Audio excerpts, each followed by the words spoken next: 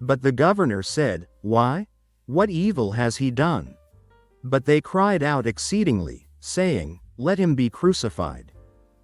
Matthew chapter 27 verse 23. These few lines from the Gospel of Matthew capture a moment of profound human tragedy and divine purpose. They describe the scene before Pontius Pilate, the Roman governor, as he stands bewildered by the ferocity of the crowd demanding the execution of Jesus. Pilate, from his vantage point of secular authority and Roman legal tradition, sees no just cause for the death penalty. He asks the most fundamental questions of justice. Why? What evil has he done? These questions hang in the air, simple yet loaded, begging for reason, for evidence, for a crime commensurate with the punishment demanded. But reason is absent here. The response is not an accusation of specific wrongdoing, not a list of proven offenses, but a deafening, relentless roar. Let him be crucified. It is the voice of a mob, fueled by fear, manipulation, political pressure, and perhaps a deep-seated misunderstanding or rejection of Jesus' true identity. It is the sound of justice being drowned out by popular demand, of truth being overwhelmed by malice. Yet, within this scene of stark injustice and human failing, a beautiful message emerges, shimmering like a fragile light in the darkness. The very fact of Pilate's question underscores the innocence of Jesus. Even the governing authority, tasked with maintaining order and upholding Roman law, finds no credible charge.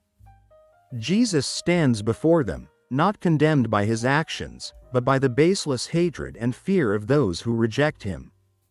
His blamelessness, highlighted by the governor's plea for justification, becomes a central pillar of his salvific work. He is the Lamb without blemish, the perfect sacrifice, whose purity makes his offering acceptable for the sins of the world.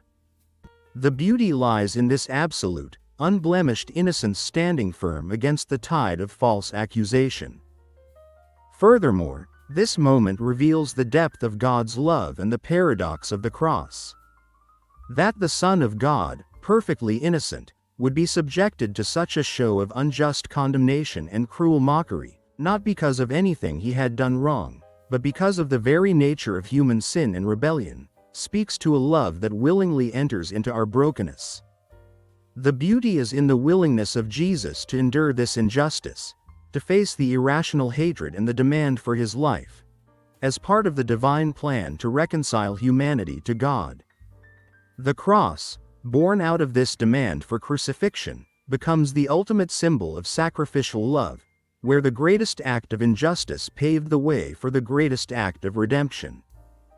The scene is ugly, filled with the clamor of hatred, but the message drawn from it is profoundly beautiful.